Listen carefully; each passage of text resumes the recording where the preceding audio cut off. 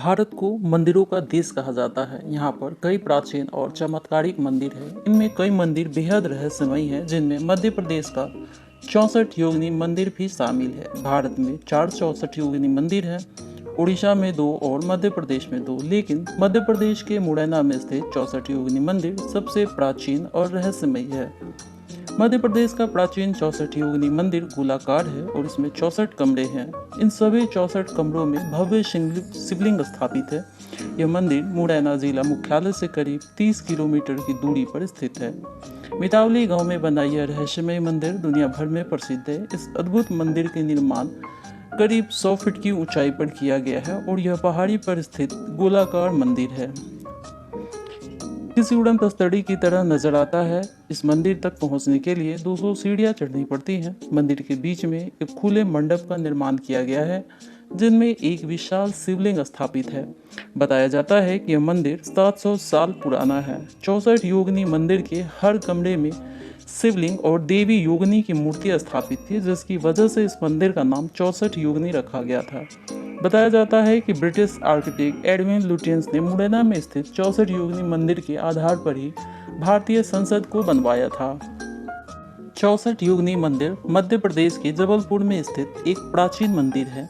यह भारत की उन 64 योगिनी मंदिर में से एक है जो अभी भी अच्छी स्थिति में बचे हुए हैं। इसे एकांतेश्वर महादेव मंदिर के नाम से भी जाना जाता है। प्रसिद्ध संगमरमर चट्टान के पास स्थित इस मंदिर में देवी दुर्गा की 64 अनुसंज्ञकों की प्रतिमा है। इस मंदिर की विशेषता इसके बीच में स्थापित भगवान शिव की प्रतिमा से है, जो कि देवियों की प्रतिमा से घिरी हुई है। इसका निर्माण सन 1000 के आसपास कलचुरी वंश के शासकों ने करवाया था। 64 योगिनी मंदिर जबलपुर की ऐतिहासिक संपन्नता में एक और अध्याय जोड़ता है। इस मंदिर को गुजरे जमाने में तांत्रिक विश्वविद्यालय भी कहा जाता था। उस दौर में इस मंदिर में तांत्रिक अनुष्ठान करके तांत्रिक सिद्धियां हासिल करने के लिए तांत्रिकों का जमावड़ा लगा रहता था। मौजूदा समय में भी यहाँ कुछ लोग तांत्रिक सिद्धियां हासिल करने के लिए यज्ञ करते हैं।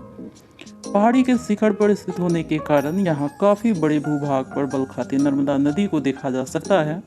64 योगिनी मंदिर को 10वीं शताब्दी में कलचुरी साम्राज्य के शासकों ने मां दुर्गा के रूप में स्थापित किया था।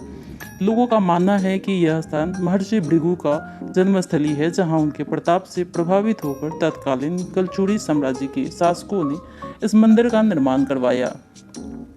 दरअसल ये सभी आदि शक्तियाँ माँ काली का अवतार है। घोर नामक दैत्य के साथ युद्ध करते हुए माता ने ये अवतार लिए थे। यह भी माना जाता है कि ये सभी माता पार्वती की सखियाँ हैं। इन 64 देवियों में से 10 महाविद्या और सिद्ध विद्याओं की भी गणना की जाती है।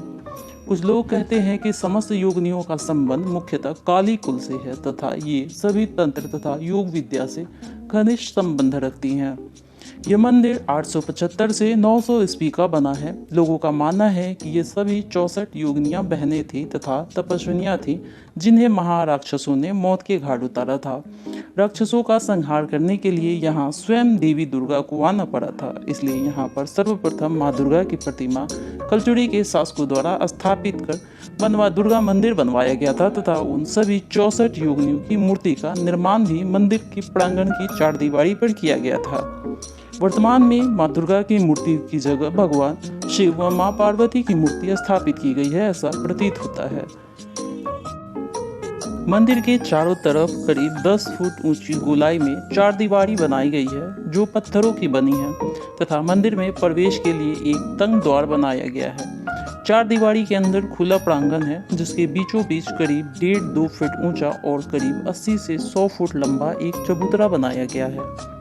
चारदीवारी के साथ दक्षिण भाग में मंदिर का निर्माण किया गया है। मंदिर का एक कक्ष जो सबसे पीछे है, उसमें शिव पार्वती की प्रतिमा स्थापित है। इसके आगे एक बड़ा सा बरामदा है जो खुला है। बरामदा के सामने चबूतरे पर शिवलिंग की स्थापना की गई है, जहां पर भक्तजन पूजा पाठ करवाते हैं।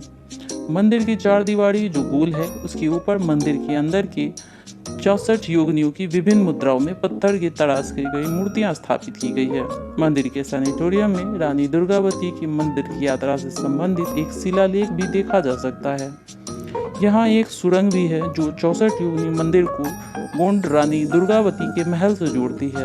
यह मंदिर एक विशाल परिसर में फैला हुआ है और इसके हर एक कोने से भव्यता झलकती है। तो दोस्तों, उम्मीद करते हैं आपको हमारा आज का ये वीडियो ज़रूर अच्छा लगा होगा। वीडियो अच्छा लगा हो तो कृपया हमारे चैनल को सब्सक्राइब कर लें और वीडियो को लाइक कर दें।